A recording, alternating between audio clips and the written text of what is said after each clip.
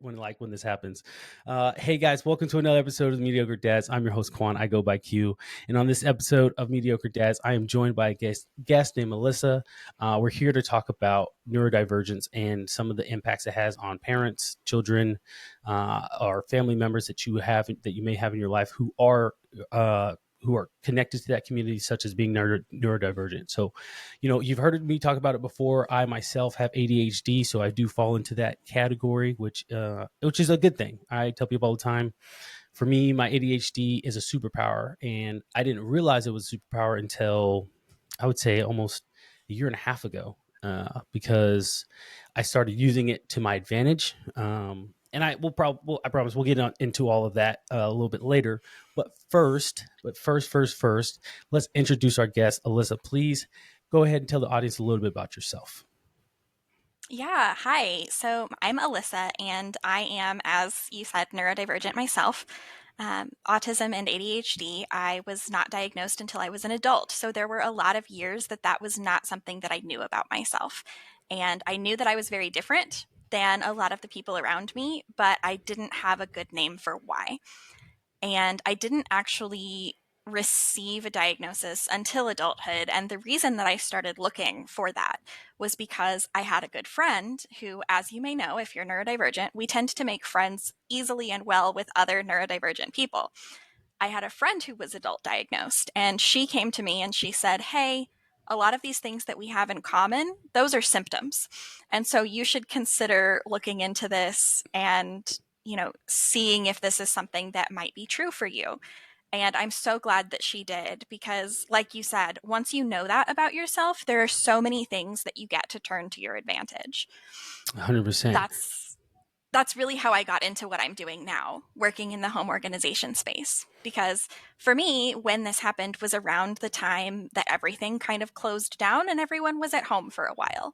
And when you get to leave home every day, you sort of have an opportunity to ignore the chaos and the messiness, and you get to just walk out of your house and not think about it. And suddenly I didn't have that luxury. And it was getting more and more upsetting to me what a mess everything was all the time. And I had been told from the time I was a kid that I was just a messy person. And I started thinking, adults are capable of organizing their space. We can do that. I just have to find the right tools. And as I started looking for those tools, I was noticing these tools all sound very neurotypical because my background is in education, and specifically education of little kids, like elementary and early childhood education. And I thought, I would never, if I had a student who was struggling with something and I knew they wanted it, I knew they really, really wanted it, but for some reason they just couldn't make it happen, I would absolutely not be telling them the kinds of things that not only I'm saying to myself, but that I'm finding in a lot of these resources. Like planning on things that are stressful for you. Why would I encourage someone to do that unless I wanted to set them up for failure? And, telling them to just do things that their brains don't naturally do. That would make me a bad teacher. Mm. So when I changed that lens and started looking for what are things that I can do to work with my brain instead of relying on a system, like for so long, and I think a lot of us have done this, I thought that the only way to be an organized person was to wake up tomorrow as a person that I've never been before in my life. Like, I'm going to wake up tomorrow and I'm going to do all of these things totally differently, and like that's going to work. Yeah, that's a great reliable system, totally. And spent such a long time being shocked when that failed until I started working with my brain on purpose, and things got so much easier. That's awesome. It's funny what you said that because I would do the same thing. I would be like, all right, I'm going to wake up tomorrow and I'm going to be an introvert. I don't know how I'm going to do it, but I'm going to do it, and because I used to think, that if I was an introvert, then my symptoms wouldn't make me stand out so much, right? It wouldn't be such a clear, identification of like, oh, this person potentially has something to the effect of ADHD, right? And because I showed all the signs when I was growing up of hyperactivity, hyperactive, and attention deficit. So like I had all the signs, all the symptoms were there. It's just um, one, I didn't want to acknowledge it because my parents didn't want to acknowledge it. My parents were the people who were a little old school, but they were. My mom would say, "Yeah, you have ADD, but it's all right, whatever the case might be."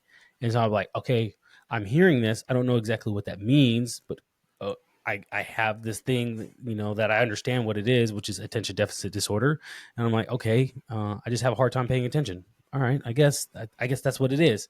Not really doing my own research, and not really my parents not giving me the resources in which I believe which could have led me to be more successful. Not their fault though, right? It's not their fault. My older brother had ADHD, and he was taking Adderall, I think, and but it had a bad side effect for him, so he made him very depressed. And so my parents didn't want us to go down that path or experience that.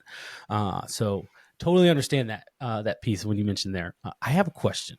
So you said your friend brought it up to you and said, "Hey, these are symptoms." How did that conversation go? Right? Because I mean, I know like my friends, they could bring a conversation to me like, "Hey, man, you might, you know, you might have something going on over there. You might want to get checked out, whatever." And I could be like, I mean, what do you mean by that? You know what I mean? Get a little offended, get a little hurt. Like, dang, man, what do you mean by that? What do I got something going? What do I need to go get? I need to go to the doctor and get something checked out. What are you trying to say to me right now? So how did that conversation go between you and your friend? I'm curious, because sometimes those conversations can be intimidating because it's like, oh yeah, you have something going on. You need to get checked out. Yeah, that's a great question, actually. So, one of the things about she and I are both autistic, Mm-hmm. and autistic people have a reputation for being very blunt. Yeah. And there's a reason that we have that reputation because we, especially she and I, like the two of us together, tend to just not be offended by the same things that other people might be offended by. And so we also, though, have both worked with small children. And that's where I met her, was working in like an early childhood environment. Mm-hmm. And she and I were both, one of the reasons we connected in that environment was because we were both really good at working with the kids that other people struggled with. And so looking back on it now, both of us are like, well, of course, it's because they were the neurodivergent kids and we understood them and they understood us and it was fine. Yeah. But she basically just said, hey, like, I have been having some issues with some things in this area. I went to check those out. Here's what I found. And then I realized that those were things that you had described to me. And, there are potentially resources out there that you can access, but that you're currently not accessing. Yeah. And so it was basically a conversation centered around, do you have the things you need? Yeah. And if not, here are ways that you may be able to get the things that you need. And she actually, when I received my diagnosis, I'm not going to pretend that I was super happy about it right away. Oh, Like okay. I was pretty devastated for about 15 minutes there because with the autism diagnosis especially was hard for me for a little bit because we have medications. We have things that you can do for ADHD to, it doesn't fix it. I hate that term, but it doesn't make you not suddenly have ADHD, but it does control the symptoms in some ways that allow you to do other things that might ordinarily be really hard, like executive functioning tasks and those kinds of things. But we Mm-hmm. don't have any of that for autism. And so for a little bit, it was really hard for me thinking like my brain is broken. There's something fundamentally wrong with me, and I'm never going to be able to fix it. And then after about 15 minutes, I was like, okay, hang on. We knew that though.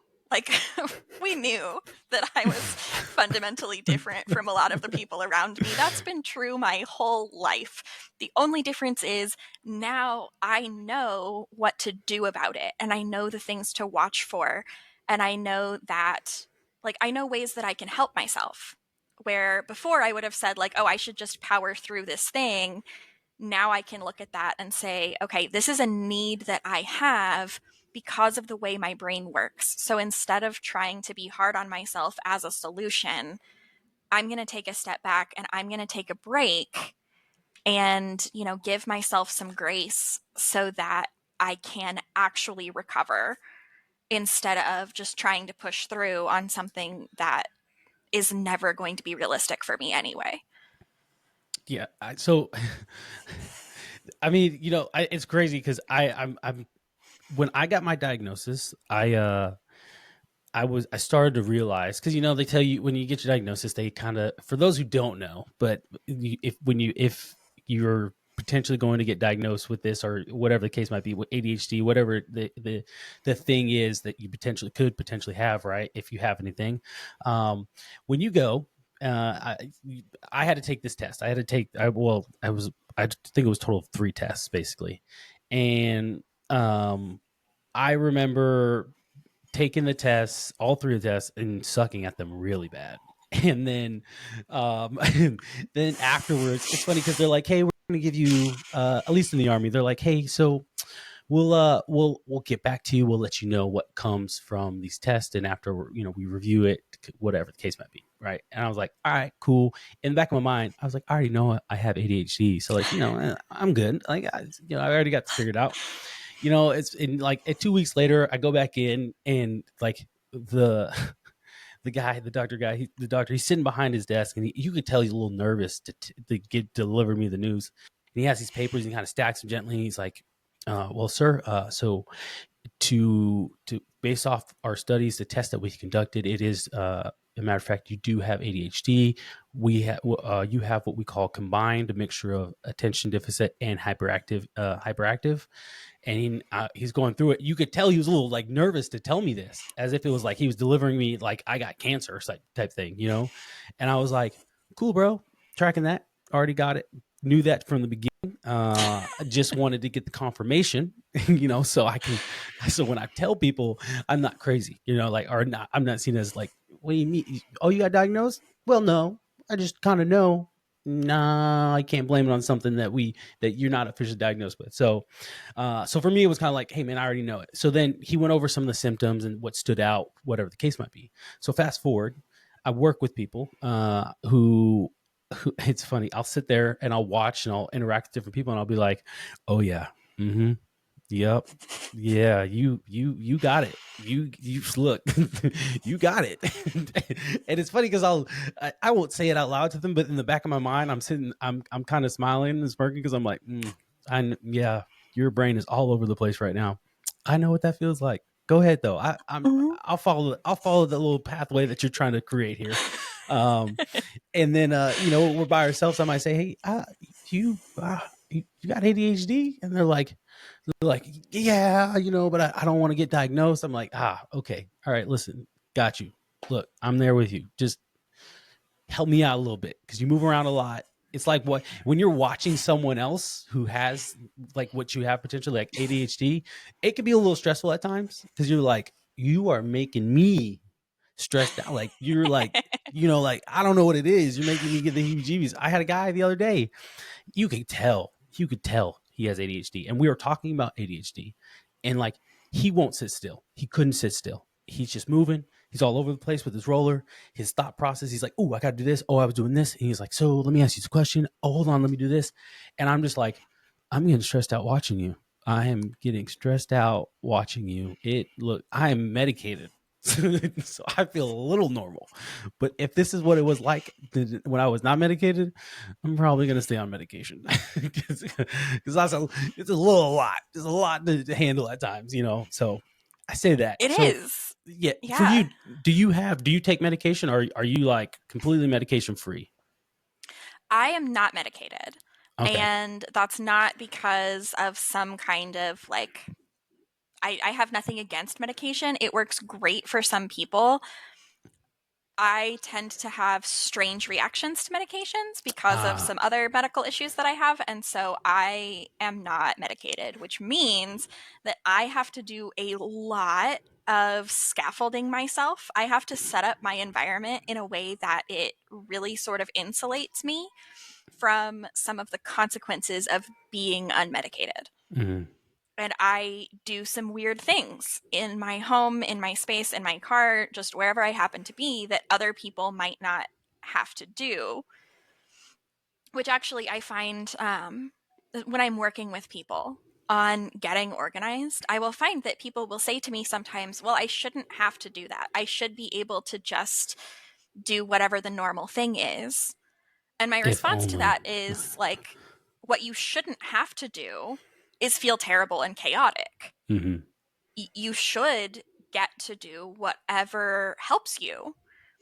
And relying on like the idea that as a neurodivergent person going into anything you do with the idea that you should be able to do whatever a neurotypical person would be able to do is kind of nonsensical. And, when it makes sense though, when you have been told your entire life that you should never let anyone know that you have this, or that, people are going to treat you differently if they know about this. And so you should try to just mask as much as you can and just pretend to be as neurotypical as possible. Like, sorry, newsflash, people are already treating me differently. I might as well make myself comfortable. Yeah, right. Oh man.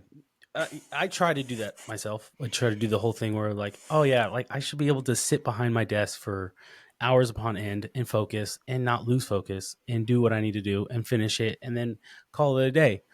Uh, it doesn't work out that way. I No, agree with you. and Go it would ahead. Sorry. sound ridiculous if we flipped that.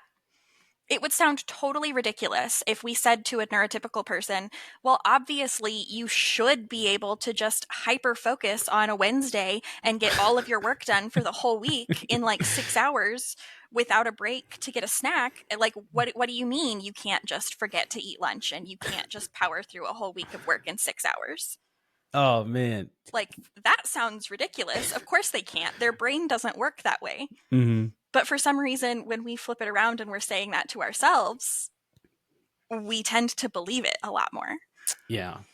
I think it kind of derives from the fact that like because we've always known that we were different for some depending where you are in your journey of self-identification, if you will, it might be it's it's easier to accept that, hey, or try to believe that I'm normal, there's nothing wrong with me, I'm normal, I got this. It's just I'm young, especially when you're younger and you say if you're in teenage years or your adolescence years, right? And like I'm young, so I'm just my brain's not fully developed. So like this is the issue, like, or I just don't care about this subject, or I don't like this topic. So like that's why I can't focus. That's why I can't sit here for hours focus on hours on end. So I'm gonna grow out of it, whatever the case might be, and then it doesn't change, nothing changes, and you find yourself where you were 5 years ago, and you're just like stuck in this place of just like, I don't know why I haven't grown. I don't understand what's going on. So like it's just people. Sometimes I think it's easier to rationalize in our head like, oh, I'm normal, because if you have to say I'm different, then it starts. I think it starts to beg the question of how different are you? You know what I mean? So, uh, I Yeah, wanted I wanted to ask. So you you worked in education, or you no longer work in education? I do not anymore, no. Okay. And so when you were working in education, um, and working with all different types of kids and young kids, elementary age kids, and you could notice some of the things, those symptoms that they had, right, or they might have, where you're like, little Timmy doesn't seem to be able to focus as much as Sarah does, or, Johnny doesn't seem to be able to, doesn't seem to know how to calm down like Anthony does, whatever the case might be. You know what I mean? Like, were you able to notice some of these things and be like, oh, okay, I noticed some of these kids might be, different from their classmates, not necessarily you out here diagnosing them, but notice some of the symptoms. Yeah, and with ages that are that young, it can be hard to distinguish things that are symptoms from things that are just developmentally appropriate.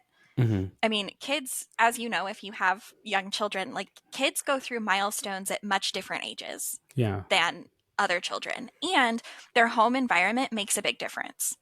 So, one child that is taught that he should never ever be upset about anything is probably going to fly off the handle a lot faster than a child who's taught how to handle being upset and what Yeah. he can do and how he can manage that situation because he understands what's happening. And I had a 4-year-old child one time tell me that he was upset with me, that he told me, I'm mad at you right now. And I said, that's great. I'm so glad you know how you feel. And I had another teacher who overheard that tell him, we never say we're mad at teachers. And I was like, yes, the hell we do. Like, sorry. Yeah, we do. If he's 4 and he can already tell that the feelings in his body mean he's mad, that's great. Yeah. That's a milestone that a lot of kids don't hit for years. I mean, there are a lot of adults that have trouble analyzing the feelings that are happening in their body and realizing that they're mad 100%. I because think those are skills. I yes. mean, we learn those things. And so a lot of it in teaching is seeing these behaviors in kids and then providing them with tools that they can use to manage that. Whether it's Y- like, hey, do you need to go walk out in the hall for a minute, get a drink, do a couple jumping jacks, let some of that energy out, and then come back? Or, what do you need to do to help regulate your body? And teaching them some of those tools is really important because we, as adults, we either don't have any of those tools or we've had them for so long that we've forgotten we ever learned them. yeah.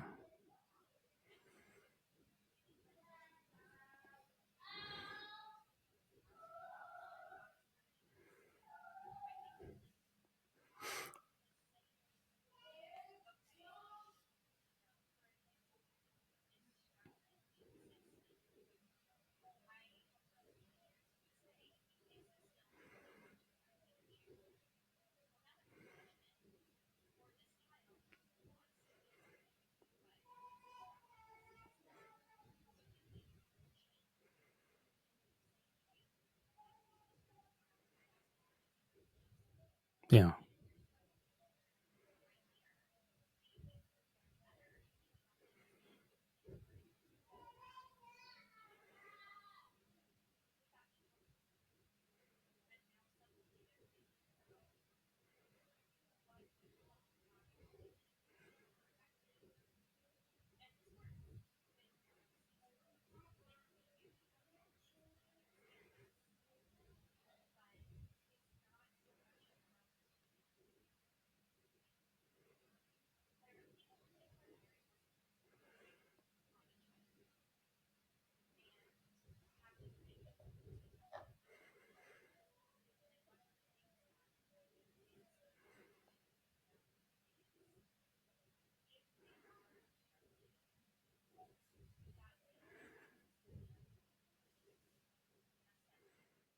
Yeah. I think it wants you to refresh your page. Go ahead. If you refresh your page, it's totally fine. I'll keep doing my thing over here, and I can edit. I can edit all this stuff anyway.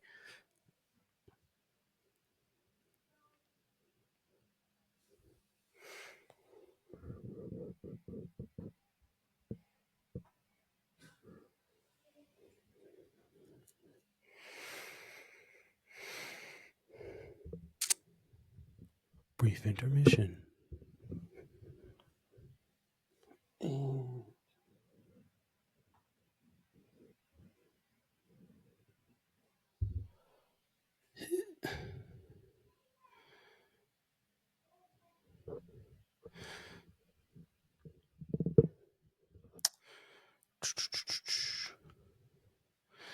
Yeah, sorry.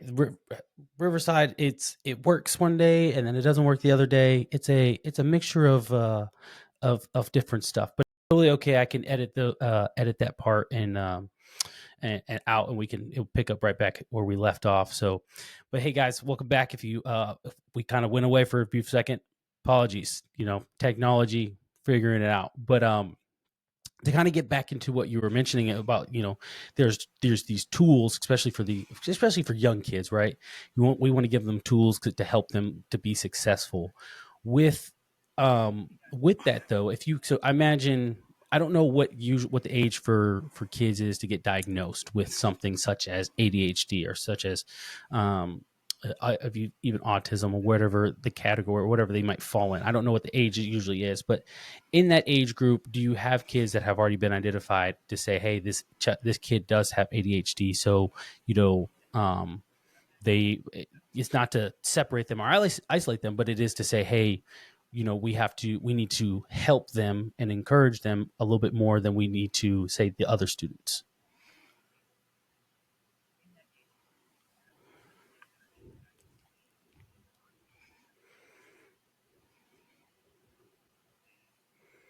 Mm-hmm.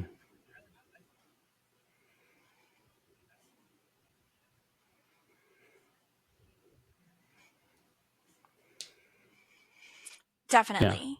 And it's not just that we have a set of tools, it's that we have a really diverse set of tools. And so it's out of the 6 things I have available to show you which one or two are going to work really well with the way that your brain works.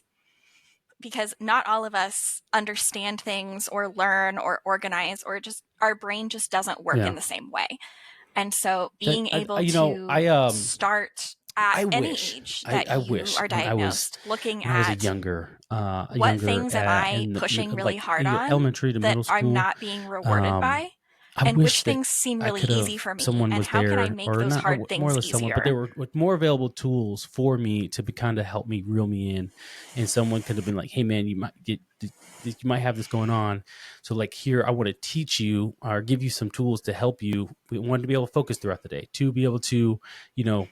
Understand when you're getting to the point where you might be overstimulated and you need like, hey, you need to take a break, right? Because if you get if I, for example, if I get when I get overstimulated, I'm just like, hey, no one touched me, no one talked to me. Let me walk away. I need to be in my own space for a little bit because I don't want to get mad at it. I'm just gonna get mad. I'm just gonna get mad and be like, get away from me. Like I'm frustrated right now.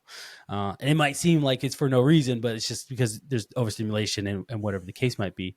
And so for kids, I know it can be that way at times. Because they don't know or they don't have the tools available to them. So for you, did you always feel or have an idea in the back of your mind that you potentially were neurodivergent when you were growing up, or was it till you were an adult and you had that conversation with your friend that realization came to you?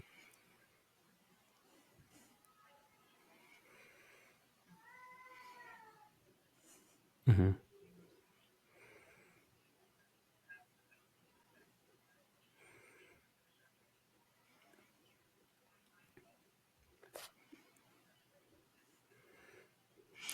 So I always knew that I was not like the other people who were around me. I grew up in a small school, small town, small environment, and it was made very clear to me by my peers that I was different than they were. And that was there were a lot of ways that that was really difficult for me. Um, but then around the middle of high school, I started being exposed to more diverse groups of people and met some other people Gotcha. who I got really close to and were some of the first really genuine friendships that I had ever had. And then after that point, it became very clear to me that it wasn't that there was something wrong with me, it was that I was in a poorly suited Yeah. environment. And that I think was a big shift for me in terms of not even just so the way that I thought about it once I was diagnosed and when people were asking me about it was that the diagnosis didn't tell me Yeah. anything that I didn't already know. I was already aware. I mean, Yeah. to an extent, I can't remember who I heard say it, but someone once told me that basically the only way to get a diagnosis is to self diagnose first, because that's the only reason you would seek a diagnosis. Yeah. Or if you're a child, like someone else has kind of already suspected that Mm. maybe we should pursue this. And that's the only real way to get a diagnosis. Most of the time, I mean, a doctor is not just going to pop out of the wall and say, I diagnose you. Like, that's not, there's a process. I mean, it would be great if it was Yes. that easy. Like, I kind of wish it was that easy, but there's definitely a process. And part of that process is, I think, a grief process of realizing I am not neurotypical and I'm never going to be. And then another part of that process is a lot of relief of like, I know why I'm like this, and it's not because there's just My brain something forms wrong habits with that me. I Like, I seem don't that just don't need to seem try to be harder, habits. For or example, I want I to play video absolutely games, love, they do this and all it's the like, time in the four home or 5 o'clock organization in the space. They'll evening. say, Yeah, well, why just not? get into the Like that's habit the of habits that want to doing form. The whatever it habits is. that And I'm like, that it would be does not great want to if my perform brain are, formed hey habits, man, but every it day at this doesn't. time you're gonna read for a little bit, and then you're gonna go, clean the house or whatever the case. But no, my brain doesn't want to do that. It doesn't want to do that. Yeah, like nah, like I'm good. Like I can sit on the couch and know, like I need to go into the kitchen and just turn the press on the dishwasher, and I will sit there and I'll contemplate it for a good 20 minutes, being like, I really don't want to get up. I don't want to, like, it's lazy. I don't know if it's laziness or just like, I just don't want to get up and do it. Like Run the it's dishwasher. 15 No steps. thanks. I'll have to find another reason to convince myself to go turn the dishwasher on. I'll be like, I do want some food though. All right. I'll go in there and let me get. I'll just. All right. I can turn the dishwasher on. Like if it was the only reason I had to go to the kitchen was to turn the dishwasher on. Oh well, that dishwasher's not being turned on. It's not. It's not happening. So, uh, Yeah. mhm. Right.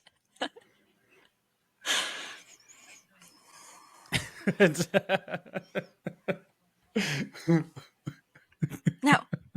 Well, Oh, right. And as an adult, we're able to look at that and say, like, okay, it's not laziness yes.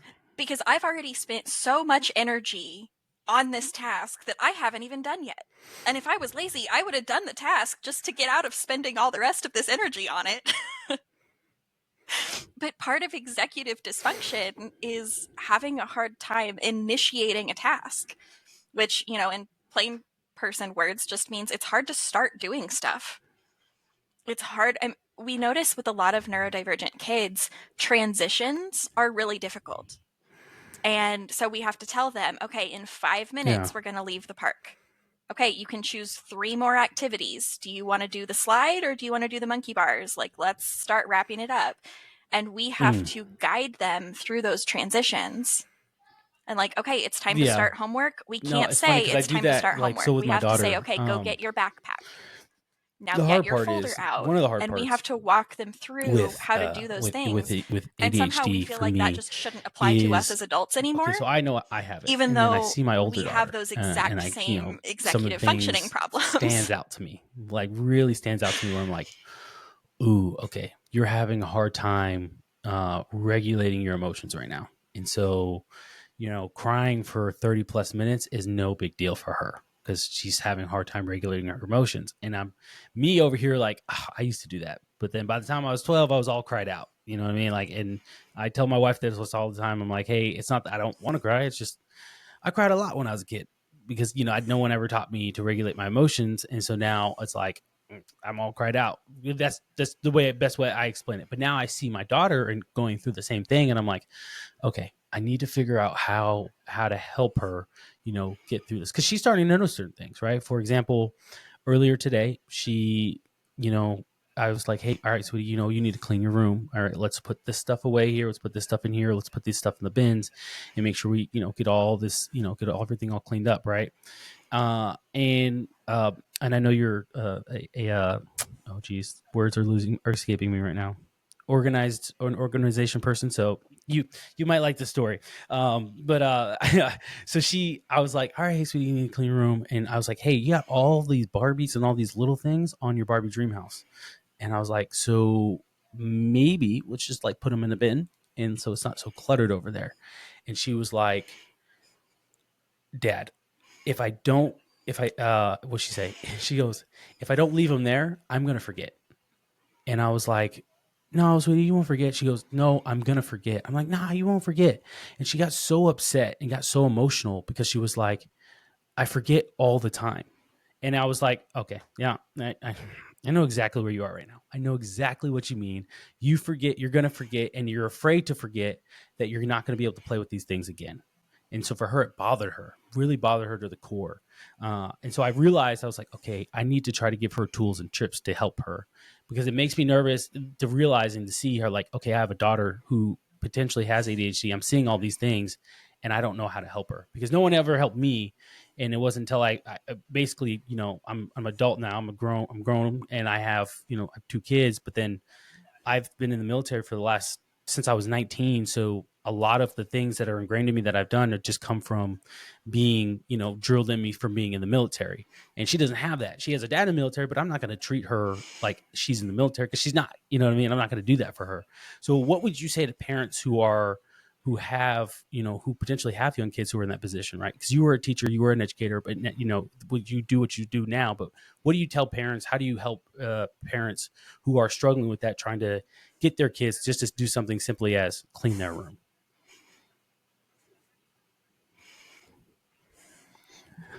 Thank you.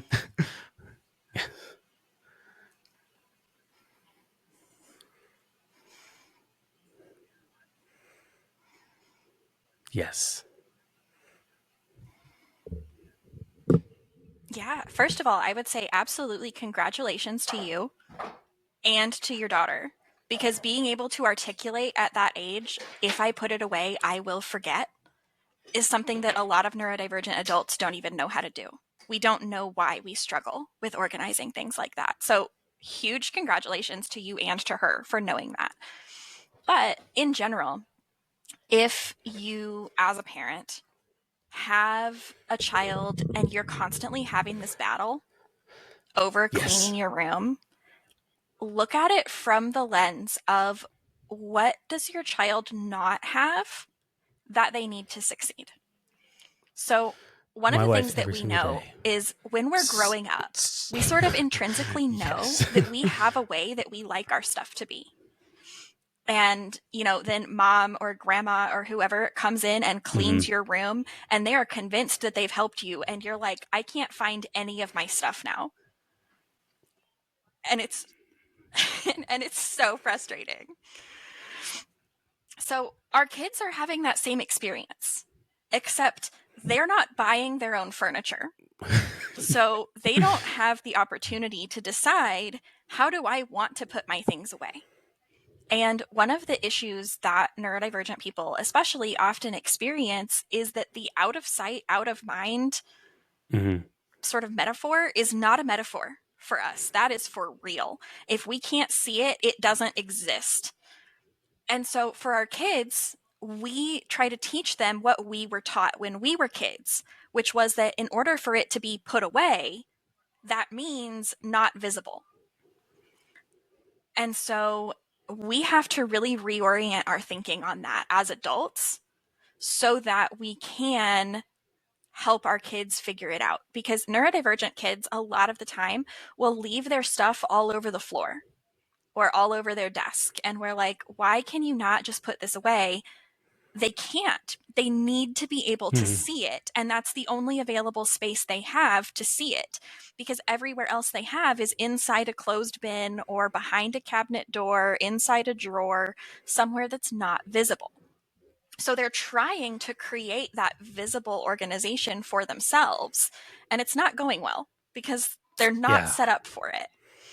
And you can think of visible organization. A lot of the time, I have people ask me, like, what does that even mean, to be organized and visible? And I think about, like, okay, think about like a thrift store versus like a nice high end department store. In a thrift store, everything is just kind of thrown onto the shelves. It's probably in a pile. It's a little bit chaotic or a lot chaotic, depending on your thrift store.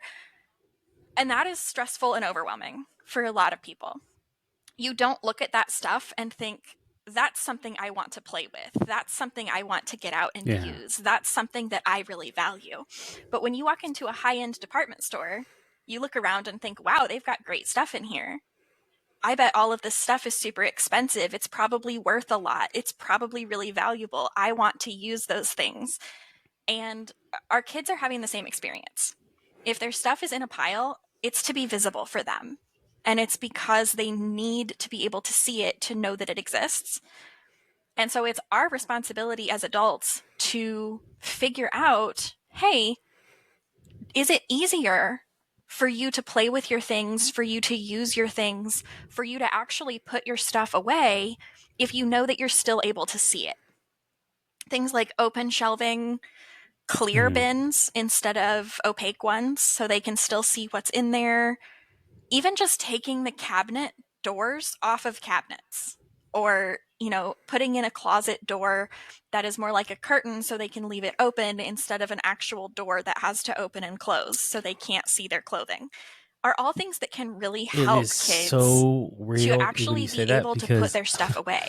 I Because when so at you work have that mindset that I have my own office if it's now. put away, if You I know, can't see it, it might I've as well moved not up a little exist. bit, and Putting it feels things pretty away good to is have my own scary office. However, because you it's don't know what's going to intimidating to have happen my own after that. office because I'm like, oh, there's a lot of places that I could put things. And it's funny. I didn't have a name for it. I wasn't able to like think about it or explain it how you just did, but I don't I keep a lot of things on my desk because I'm like, okay, if it's not on my desk in 2 days, it's no longer going to exist. And when I'm going to need that again, I'm not going to remember where I put it. I can tell myself, all right, man, hey, remember you put all these folders in this drawer right here. Got it. You're good to go. And then 2 weeks, 3 weeks, say 6 weeks go by, and they're like, "Hey, man, where are those stack of folders you had? I need to take a look at something." And I'm like, "That's a great question. I don't know." They haven't existed for me in about 6 weeks. So as far as I know, they got legs and walked away. So like I have no idea. So, so like it's a real like it's funny you bring that up because I totally feel that. And when she said that to me, and she started crying, she like because again she's only 6, so she got pretty emotional about it and started crying. She's like, and I told her, I was like, sweetie, I was like, I laughed like internally and I laughed a little bit, I chuckled outside, but like I gave her a hug and I was like, sweetie, I was like, I said, I totally get it. I was like, you forget things, and I was like, if you don't want to forget, do you? And she goes, yeah. She goes, I forget things all the time. And I go, she goes, I go, I know, sweetie. I was like, Dad forgets things too. And she goes, no, you don't. You remember everything. And I'm just like, you know what? I'm so happy that's how you see me. I'm so happy that you think that Dad does not forget things. But like it it's crazy because I like again, I'm adult now, so like I had the it's forced. It was, I guess, more force fed to me that I, being in the military, that I have to be organized. I have to do certain things, and if I do this, then that means I do this. If I do this, then that means this. And like understanding this, it's just like a process for me. It's like a military process for me that I'm able to understand, and that's why it seems easier for me, for a lot of different people, especially for my daughter. When in reality is, if I didn't have the military to kind of help build that foundation and give me those tools that help someone such as myself, I'd be struggling like a lot. I'd be struggling a lot. So I was trying to give her some tips and like, hey, like okay, I get it. Maybe you shouldn't. I was like, try the. And again, I was never taught these tricks, so I don't know it. So I was like, oh, just try repeating it, 3 times. Like, okay, I put the horse thing in the top right bin. I put the horse in the top right bin. I put the horse in the top right bin. When in reality, does she understand where the top right bin is? Maybe, but not in the sense of where I think she'll understand, like, okay, I think it's in one of these bins, maybe, hopefully. She dumped out one of her bins, and they're like this pink, they're pink bins that we got because her whole room's pink. It's a whole girly thing she's got going on in there. It's great. And she's like, Dad, oh my gosh, I found this. Look, I was been looking for this. I finally found it. And I was like, all right, sweetie. So I left the room and I just let her have all of her toys on her Barbies in the little toys in the car. She's got all this whole Barbie thing going on in there. I just let her leave it on her Barbie dream house. Like, it's not uniform. It's not like left dress, right dress. It looks all like, all pretty, like you're walking to a house on HGTV or something, but it's good for her. You know what I mean? And it's like you mentioned, she's able to see it. And so when she wants to go play with it again, she's like, okay, oh, I remember. I see it. It's in front of me. I'm able to remember where these things are. And so you saying that, it's brought up a lot of conversations in my head of the conversations me and my wife have had with her about, her desk downstairs because she does homeschool. And that desk, it's like every 2 weeks, that desk looks like just Mm-hmm. I don't know, a hurricane went through that thing. And I'm like, sweetie, we gotta do something with this stuff. Like, it's giving me anxiety to look at that heap of stuff that you got going on that desk, where it's just like, if we just put like 5 things away, like, it looks reasonable. It looks like a reasonable desk. But like, you got crayons, markers, papers that some of them are drawn on, some of them are not. You got, she want to do this paper mache thing with on the balloon, whatever the case might be. She had that thing there for like 3 weeks, and I was just like, sweetie, we got to throw this away. She got upset. I threw it away. She's like, but I want to play with it again. I'm like, you haven't touched it in 3 weeks, but you've seen it. We've been staring at it for 3 weeks. You know what I'm saying? So like, after a while, I have a line of like, hey, like, we haven't touched it. Nah, the only reason you want it now is because I brought it up. So I resonate with that. So we're getting towards the end here. I wanted to ask, and I feel like I should have asked this in the beginning. This is on me. So are you married? Okay, awesome. And do you have kids yourself? Okay, got you. Okay, it's totally okay, right? You working with education with kids, it's perfect, right? Because I you am, yes. you understand parents more than you think. If I you do don't, if not. And that is because a I'll give you an example. completely separate I have this friend, one of my best friends, conversation that could go on for and a while. But he doesn't understand that when I say, hey, nah, hey, I have to do this for my kids, he gets upset. We're the same age. We've been knowing each other since we were in, 6th or 5th grade or whatever. So like, he'll get upset with me when I'm like, hey man, I can't do this because, my daughters, I need to do this for my kids. And then, I do that. He'll get upset and he'll be like, I don't understand, man. Like, just have your wife watch them. I'm like, hey man, when you get married, I want you to try say that same thing to your wife. Just, hey, you watch the kids. I need to go handle something. Yeah, all right, that's not going to go over well. So I told him all the time. I was like, hey man, you don't understand. Like, it's small things that you don't get. And he's like, he gets upset. He goes, nah. He goes, I have nephews, I have nieces, and I'm like, I know all of them. They're pains in the asses. I know all of them. And I was like, and he goes, exactly. So like, I get it. I was like, no. I was like, you don't get it because they're not yours. If they were yours, you have a better understanding.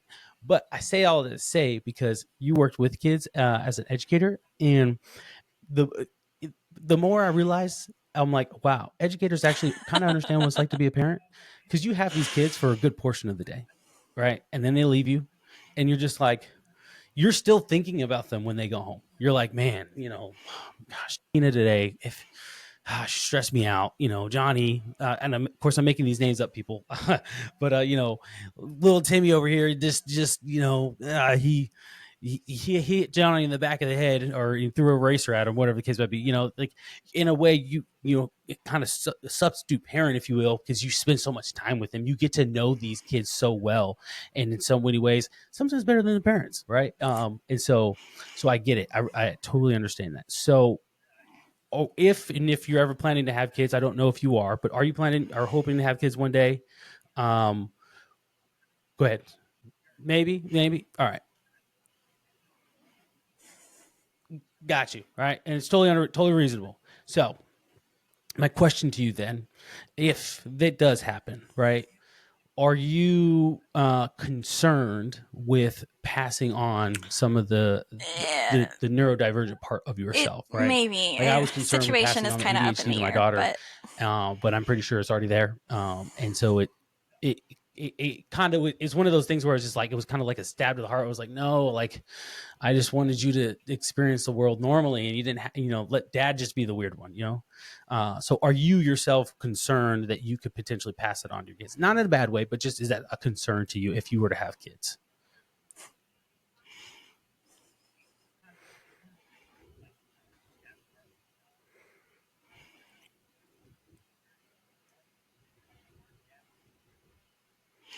Okay.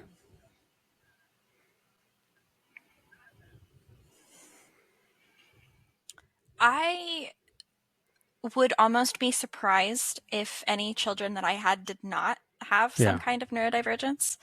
Um, but it's not really something that I worry about because I feel like Mhm.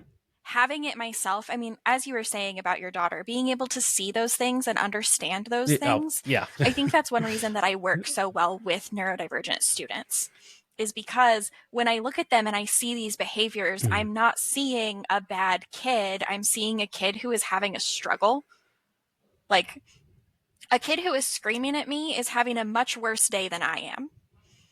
And like, they are needing some help, and I'm in a good position to provide it. And so having a sort of pre-knowledge of a lot of those tools and a lot of those experiences, I feel like I am in a good Yeah. place to be able to tell someone else, hey, this is just a problem that you might experience, and here are some things that you can do about it. Because really, when you think about it, all Yeah. kids, whether they're neurodivergent, whether they're neurotypical, like all kids have experiences that they have to learn to deal with. And it's the job of parents and teachers and the adults that are in their life to set them up to be able to handle those experiences.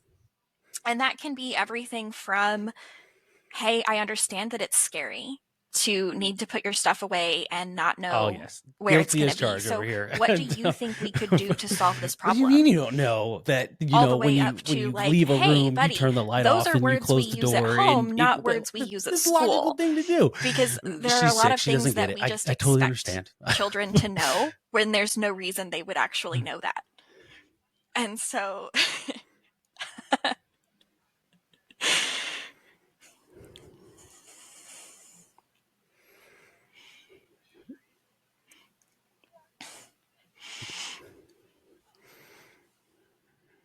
right. And there are a lot of those things where, especially like, I think a lot of us So, neurodivergent people got told growing up oh repeatedly, man, like, it's can you go not ahead. just close a cabinet door? Like, I can always tell when you've been in the kitchen because all the cabinet doors are open. And now looking back, saying, oh, that's because I was a little Mhm. neurodivergent kid. Of course I didn't want to close the door, because as soon Yes. as I close the door, I don't know what's in there. Yes. Looking at that Oh through a man, lens of like, oh, I okay, if you are repeatedly my refusing to close the door, it's funny you say that then the because door my being dad would open he is would get so serving mad a at me because purpose for you.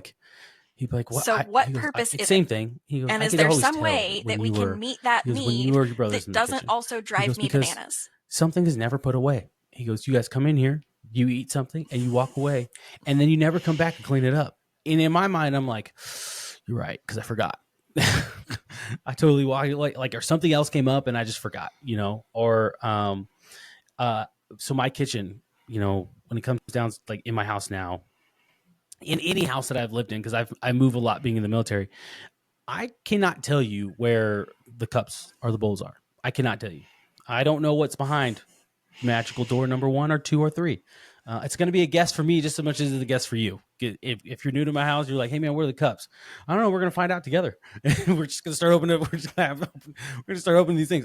Man, they've been right here the whole entire time. And they're like, you don't know where cups are in your house? Nah, I don't. I'm not gonna lie to you, man. Like, I have a coffee cup next to the coffee maker. I have no reason to get a cup. I have a water bottle that I carry with me 95% of the time. I say 95% of the time because I was looking for it and it's not here actually with me right now. A little upset about it. So I was like, if I want water, I fill my water bottle up. If I want coffee in the morning, my cup's already right there. The cup is ready for me to go to fill it up and drink it in the morning. So like, and then food, it's in the pantry or in the fridge. I know where everything's at. Everything I need to know where it's at, I know where it's at. I got it. Like everything, it's down packed for me. So I totally get it. So kind of finishing up here. So you yourself, you mentioned you help people in what comes to organization.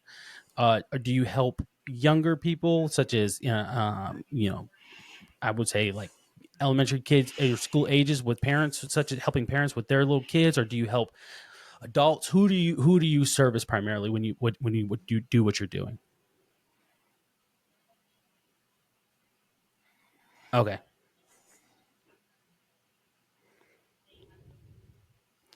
Yes.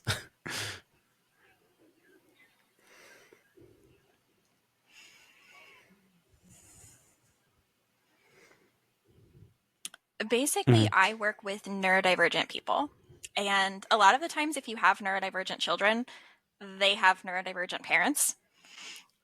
And so, parents that have kids, I mean, working with specifically, like, that seems to be a point that a lot of people start with is like, my kid's room is a You're disaster. judging me on my own And show. that's Listen, generally yes, a okay, decent place people. to start. But also, I have to say, it's very funny to me, sort of the parallel between your daughter with her Barbie dream house. Like, no, everything needs to be here because this is where I use it. And then you're like, of course I can find my coffee mug. It's right next to the coffee maker. Like, this this makes so much sense. Yes. No, I love that. I mean, that's one of the first things that I like to tell people is store things where you use them because that's how you're going to find it. I mean, storing it based on where you think it should be put away is very different than storing it based on where you want to find That's it awesome. when you go to use it. And so where can And people so find you storing it where you're going to if they're use it interested in makes the in your most services sense or for reaching out us. to you? Where would be the So best place really for people to anyone find who you? is having trouble with that, those are people that I work with, either one-on-one or in a more group Awesome. setting.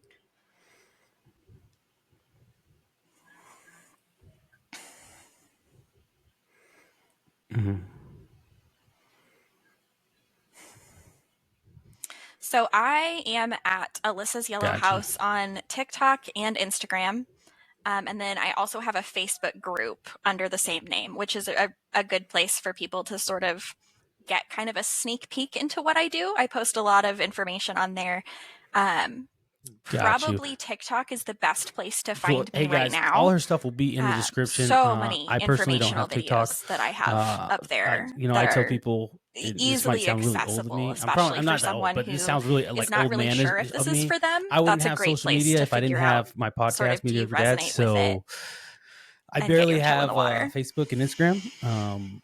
Well, I say barely. I have it because I post on primarily on Instagram. I have an X account, but I really don't post on that a lot because that's a little overwhelming.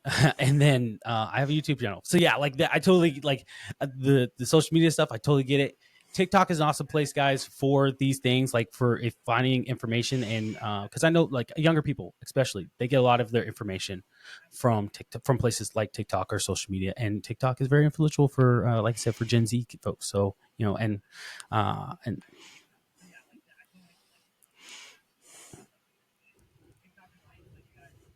mm,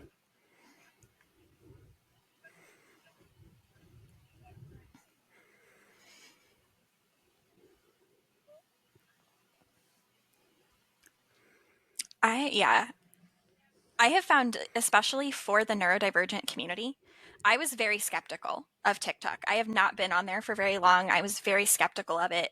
One of my neurodivergent friends said, you should try it. There is a huge community of neurodivergent that's people posting awesome. really Awesome. impressive Well, hey, resources I on appreciate you TikTok. And I coming on was the like, show. yeah, I we'll try it. appreciate We'll you see. sharing your And they information, were sharing your absolutely knowledge right. with us. If you are Guys, questioning again, whether you all may of her be stuff, the neurodivergent links or for you have her just to found out that you reach out to are, her where you want to ever find that her, is whether a it's Facebook, really Instagram, easy, accessible place and to start TikTok. I almost said gathering Twitter. some Sorry, information and some TikTok. resources. Will be in the description. You reach out to her. I encourage you to reach out to her because, like, I trust me. I know those who are watching. Some of you might know someone, or you yourself, or you know, a family member, a friend, or whatever is probably neurodivergent, and you're able to identify it because you're like, yo, look, everything they were talking about, that's such and such. That's my friend down the street. If you take a left, yeah, that's them right there to a T. What you're explaining. So if you know, if you know, have them reach out to her. Great resource to have. It's a great tool because I think these tools are important for, again, not just for yourself as an individual, but for people within your lives, because you never know what really someone's going through and how much it's a struggle for them to try to have to figure out to navigate being neurodivergent, such as and the biggest thing for me is ADHD, right? So like you never know, like, okay, I may look like, hey, on the surface, I'm good to go with ADHD. I got it all down packed. I figured out. I don't. As I'm talking to you guys right now, I'm thinking of 10 different things that I have to remember for tomorrow. That's just how my brain works. I'm having a conversation with you right now, but I'm already thinking about 2 days from now, what's happened, whatever the case might be. I know it's crazy. It sounds ridiculous. And you're like, you're not. I promise you I am. That's where my brain's at. So, but anyway, guys, thanks for watching. Alyssa, thanks for coming on. I saw some of your stuff on Instagram. I think it's really dope. I really think it's really cool. I found myself like watching it, and I was like, oh shoot, I have to get on this call with her. Hold on. So I think it's awesome what you're doing. Thank you for what you're doing. From a person who has ADHD, I really do appreciate that. And so, thank you for coming on. Hey guys, that's all I got. See you again next time. Be mediocre is a choice. Refuse to be mediocre. Mediocre Dad's out. Oh, man. It's going to stop it. I promise. Okay. Sweet.